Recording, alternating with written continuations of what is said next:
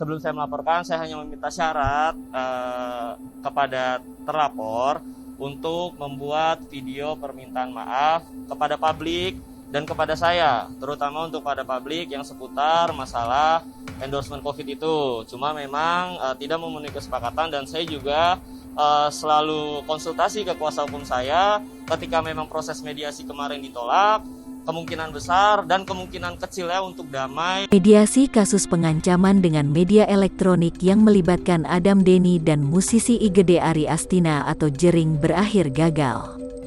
Meski saling memaafkan, pihak Adam Denny ingin tetap melanjutkan perkara di jalur hukum yang tengah berlangsung. Jadi saya memaafkan tapi tidak melupakan.